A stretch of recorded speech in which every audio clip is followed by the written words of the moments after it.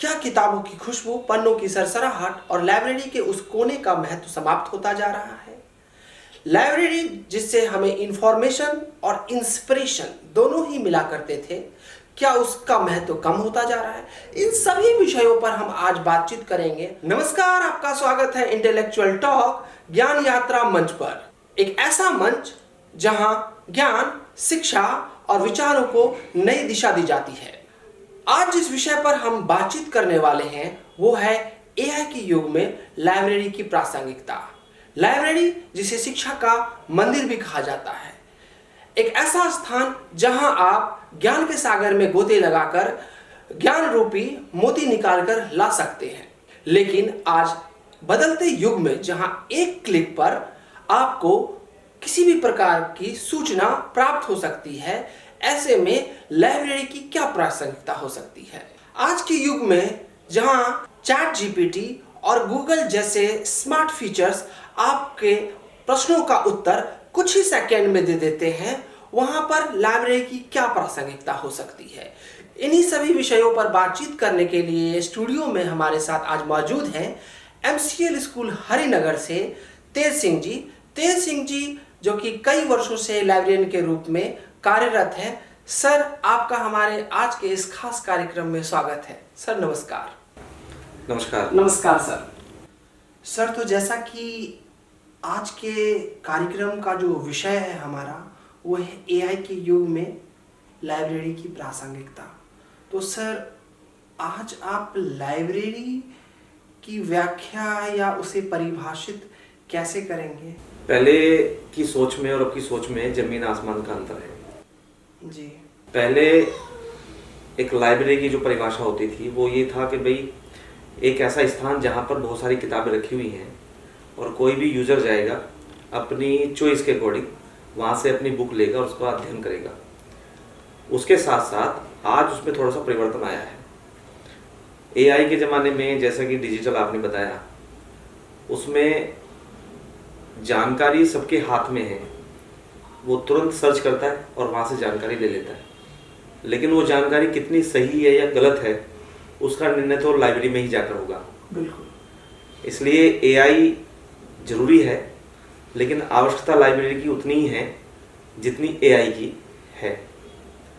तो आज के ज़माने में जो भी लाइब्रेरी है वो हर स्तर को, यानी जो भी आयु है, कोई वहाँ पर बच्चा भी जा सकता है, एक स्टूडेंट किसी भी एज का, कॉलेज का भी स्टूडेंट, रिसर्च वाले भी जा सकते हैं, लेकिन जो संतुष्टि मिलेगी वो लाइब्रेरी में आकर ही मिलेगी, जब तक वो किताब को छुएगा नहीं, पढ़ेगा नहीं, देखेगा नहीं। सर, इसी से जुड़ा एक दूसरा प्रश्न एक और है कि एआई आज हमारे सामने है और जहां एक क्लिक पर सारी जानकारी है, तो लाइब्रेरी की आज के समय में भूमिका फिर क्या रह जाती है? ये बात बिल्कुल सही है आपके द्वारा कि भाई एआई ने एक तरह से लोगों के हाथ में सब जानकारियाँ दे दी हैं, लेकिन जानकारी का अलग एक होना और ज्ञान का अलग होना, दोनों में अंतर है। तो हम किसी भी विषय पे कोई भी सोशल मीडिया के माध्यम से जानकारी ले लेते हैं, लेकिन वो जानकारी के अंदर तक जाना, उसकी गहराई तक जाना, तो लाइब्रेरी के बिना हो ही नहीं सकता। फिर जो जानकारी आपने एआई के माध्यम से या सोशल मीडिया के माध्यम से ली है, वो एक शॉर्ट मेमोरी के रूप में हो सकती है, वो आपको प्रभावित कर सकती है, लेकिन एक अच्छा जानकार होना और उसको ज्ञान को अपने वृद्धि करना और उस ज्ञान के अंदर अपने आप को डुबाना और अच्छी जानकारी लेकर आना, वो लाइब्रेरी के बिना नहीं हो सकता। इसलिए इस प्रकार का जो भी टूल है एआई, ये कह सकते हैं कि भी आवश्यकता तो है, लेकिन बिना लाइब्रेरी की आवश्यकता नहीं है। इसी कड़ी में एक और प्रश्न जो मेरे जहन में आ रहा है, क्या सर हमें आज के समय में जो एआई जैसे चैट जीपीटी और चैट जीपीटी से की तरह ही और दूसरे जो एआई टूल्स हैं, क्या लाइब्रेरी में उसे स्थान दिया जाना चाहिए? लाइब्रेरी में ऐसे टूल्स को जरूर स्थान देना चाहिए, क्योंकि लाइब्रेरी के लिए ये बहुत ही उपयोगी भी है और लाइब्रेरी के लिए तो ये एक अवसर भी रहता है, क्योंकि ऐसे टूल्स लाइब्रेरी को स्मार्ट तो बनाते हैं, जैसे मैंने पहले बताया। तो इससे क्या यूजर का टाइम भी बचाते हैं। तो लाइब्रेरियन का अगर टाइम बचता है तो वो दूसरे कामों में दे सकता है, रिसर्च के लिए दे सकता है, या कोई शोध पेपर के लिए आते हैं तो उनको दे सकते हैं। तो ऐसे टूल भी बहुत उपयोगी तो हैं लाइब्रेरी में, लेकिन निर्भरता नहीं रहनी चाहिए ऐसे टूल्स पर, क्योंकि आज के ज़माने में जैसा हम कहते हैं कि भाई app, AI tools, search engine ये लोगों के हाथ में है और उंगलियों पर उनकी जानकारी है। तो ये जानकारी तो ठीक है और इनका उपयोग भी ठीक है, लेकिन जो अनुभव, एकाग्रता और पढ़ने के लिए जो शांत माहौल आपको चाहिए वो एआई टूल्स जैसे नहीं दे सकते। उनके लिए तो आपको लाइब्रेरी में आना ही पड़ेगा। लाइब्रेरी में आना ही पड़ेगा। और ये वातावरण आपको इंटरेस्ट करता है कि भी मैं रीडिंग और ज़्यादा से ज़्यादा करूँ, अध्ययन को और ज़्यादा से ज़्यादा करूँ, अध्ययन की गहराई में डूबूँ, नई नई जानकारी निकालूँ। तो वो आपको एक शौक तो पैदा कर सकता है, लेकिन उसका माहौल जो मिलेगा आपको लाइब्रेरी में मिलेगा। तो ये कहना ठीक रहेगा कि जो ज्ञान का स्रोत है वो सबसे सर्वोत्तम जो माध्यम है वो लाइब्रेरी ही है। और चैट जीपीटी जैसे तमाम सारे टूल्स या एआई आज जो भी आए हैं आज, वो सारे कहीं ना कहीं लाइब्रेरी को स्मार्ट बनाता है। जो शांत माहौल और एकाग्रता मिलती है वो लाइब्रेरी में मिलती है। ऐसे टूल्स हमें सर्च इंजन में सहयोग करते हैं। जी जी। एआई और ऐसे जितने भी टूल्स हैं वो लाइब्रेरी को स्मार्ट बनाता है। मतलब कि स्मार्ट यूजर्स बनने की ज़रूरत है। स्मार्ट टूल्स स्मार्ट तरीके से इस्तेमाल की जानी चाहिए। तो सर एक और प्रश्न है कि क्या आप मानते हैं कि लाइब्रेरी केवल किताब पढ़ने की जगह है या सामाजिक, सांस्कृतिक और सामूहिक संवाद का भी केंद्र है? बिल्कुल मैं मानता हूँ, क्योंकि पहले से लेकर और अब तक लेकर लाइब्रेरी में जो चल रहा था वो आज भी वैसे ही चल रहा है। और जैसे कि आपने पूछा है इसमें सांस्कृतिक, सामाजिक और एक शब्द और बोला आपने, जी जी, सामूहिक। सामूहिक, साक्षात इसका उदाहरण मिलता है। तो लाइब्रेरी आधुनिक युग में अपना आपको स्थापित करके अभी भी है ऐसा, क्योंकि जो भी वहाँ पर आते हैं, अध्ययन करते हैं तो सामूहिक रूप से बैठते हैं, और जो भी वो अध्ययन कर रहे हैं, किसी भी विषय को पढ़ रहे हैं, तो आपस में अपने विचारों का आदान प्रदान भी करते हैं।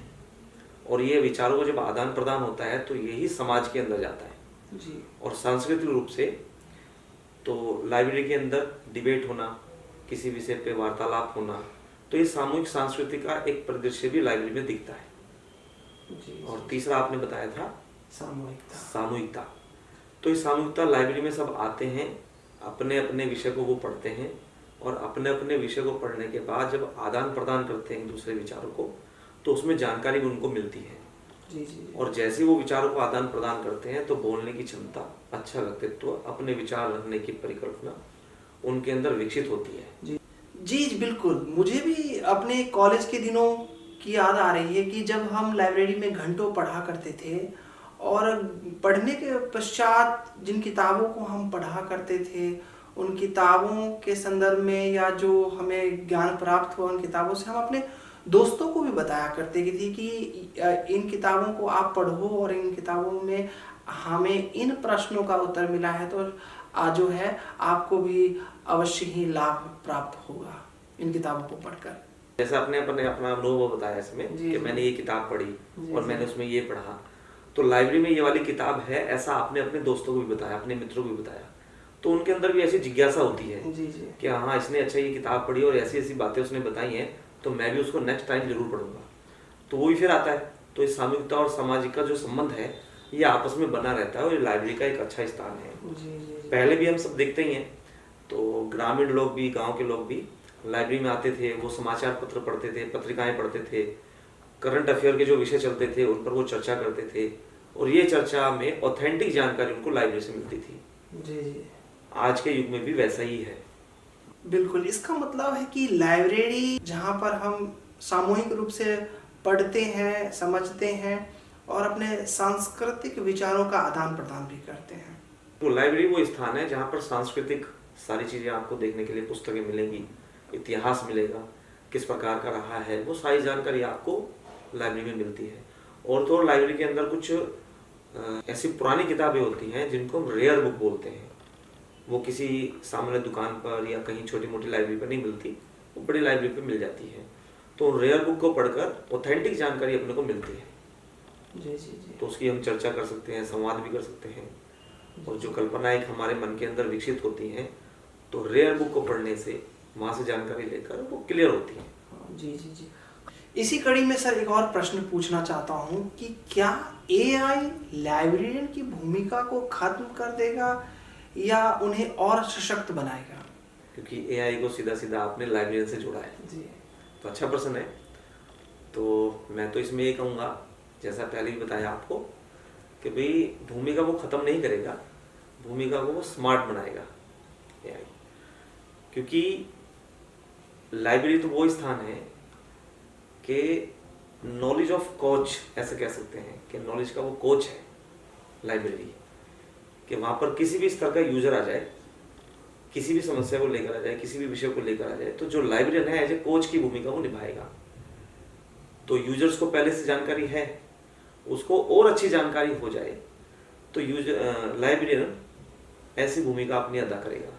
तो ये कहना ठीक रहेगा कि पहले लाइब्रेरी के अंदर लाइब्रेरियन एक कोच की तरह थे, पर एआई के आने के बाद अब लाइब्रेरियन एक स्मार्ट कोच की भूमिका में है। इसलिए जो टूल्स है ये एआई, ये लाइब्रेरियन को खत्म नहीं करेगा, लाइब्रेरियन को और स्मार्ट बना देगा, स्मार्ट कोच बना देगा, स्मार्ट कोच बना देगा। वाह। और लाइब्रेरियन को समय देगा ये, क्योंकि जो किताबों की कैटलॉगिंग है जी, या इंफॉर्मेशन है जी, या डाटा एंट्री है, वो तो हम इसके माध्यम से करेंगे। जी, लेकिन पहले भी जैसे चर्चा हुई है कि जो लाइब्रेरियन का समय बचेगा वो हम ज़्यादा से ज़्यादा यूजर्स को दे सकते हैं। जी, और वो फायदा किसको मिलेगा? एक यूजर को मिलेगा, वो अपना अच्छी जानकारी गेन कर सकता है। जी। मतलब एआई ने लाइब्रेरियंस को और स्मार्ट बनाया है, और वो स्मार्ट कोच जो है आज लाइब्रेरी को और भी बेहतर बनाएंगे, एक स्मार्ट कोच की तरह। बहुत अच्छी बात आपने बताई कि स्मार्ट कोच, बिल्कुल smart coach as an librarian. Sir इसी क्रम में एक और प्रश्न मेरे जहन में आ रहा है कि बच्चों और युवाओं में रीडिंग हैबिट, पढ़ने की आदत कम होती जा रही है। क्या एआई इस प्रवृत्ति को और बढ़ाएगा या लाइब्रेरी इसको संतुलित कर सकती है? जो बताया आपने रीडिंग हैबिट का, युवाओं में भी और बच्चों में भी, शिक्षा जगत के लिए और युवाओं के लिए, समाज के लिए भी ये चिंता का विषय है। जी जी। आजकल हर कोई, चाहे वो कोई भी यूजर हो, स्टूडेंट हो या कॉलेज के हो, शोध छात्र हो, तो सीधा सीधा ऐसा कह सकते हैं कि भी स्क्रीन रोलर बन गए हैं। स्क्रीन रोलर, माउस को पकड़ के वो स्क्रीन, बिल्कुल बिल्कुल, और शॉर्ट कंटेंट उनको ऐसा चाहिए। एआई के युग में इस प्रकार का होना ये बड़ा ही चिंता का विषय है, और ऐसी हैबिट को कम करना ये भी बड़ा ही चिंता का विषय है। लेकिन इसमें लाइब्रेरी अपनी भूमिका निभाता है। लाइब्रेरी यूजर्स के लिए जैसे रीडिंग क्लब बनाते हैं, और कोई बुक को अगर उसने पढ़ा है तो उस बुक के बारे में रिव्यू करता है, और इसमें स्टोरी टेलिंग का, और बच्चे भी अपने बातों को लिखें या अपनी स्टोरी को ऐसा लिखें। तो बुक रीडिंग जैसा हम करते हैं या बुक रीडर हम बनाते हैं, तो उसमें कोई भी यूजर अपनी बनाई हुई स्टोरी को भी बता सकता है। तो ऐसे बच्चों के अंदर सामूहिकता जो विषय पहले आया था, तो उससे क्या होता है कि बच्चों के अंदर वो प्रेरणा आती है, फिर वो रीडिंग के प्रति हैबिट होते हैं, और ऐसे हैबिचुअल होते हैं कि वो खुद राइटर भी बनने की कोशिश करते हैं। और फिर जैसा भी मैंने बताया बुक रिव्यू के बारे में, तो हम उनको पहले से प्रेरणा दे सकते हैं कि भाई ये बुक है, उसका ये व्यू है, इसमें ज़रा हमें पढ़ के बताओ। तो बुक रीडिंग क्लब जो हमने बनाया, उसमें जब इस प्रकार की बातें होती हैं तो बच्चों को लगता है कि हाँ ये मुझे पढ़नी चाहिए, और ये अप्रोचिटी भी बच्चों को देनी चाहिए बोलने के लिए यूजर्स को कि आप आइए और आपने जो बुक पढ़ी है उसके बारे में आप बताइए, आपका क्या रिव्यू है उस बुक के बारे में। और जो रीडिंग क्लब हमने बनाया है कि उस बुक के क्लब के अंदर आपने कौन सी बुक को रीड किया है उसके बारे में आप बताइए। कोई यूजर्स अपनी स्टोरी अगर बताना चाहता है, कोई कहानी उसने याद की है, ऐसा वो बताना चाहता है, उसको वो प्लेटफॉर्म देना चाहिए जिससे वो दूसरे और रीडर्स हैं, यूजर्स हैं, उनको भी प्रेरणा ऐसे मिलती है कि अगर ये कर सकता है तो मैं क्यों नहीं कर सकता। तो प्रेरणा वैसे ही मिलती है कि भाई ये सारा जो कुछ हुआ है वो रीडिंग से हुआ है। रीडिंग से अगर आपकी रीडिंग की हैबिट बनी रहेगी तो आप ऐसा कर सकते हो, नहीं तो फिर ये चिंता का विषय है। लेकिन लाइब्रेरी अपने इसमें भूमिका 100% निभाता है। जी जी जी। आपके जीवन में लाइब्रेरी का क्या महत्व है? क्योंकि आप खुद एक लाइब्रेरियन कई वर्षों से हैं, तो व्यक्तिगत रूप से लाइब्रेरी का आपके जीवन में इसका क्या महत्व है, ये मैं जो है जानना चाहूँगा और हमारे दर्शक भी जानना चाहेंगे।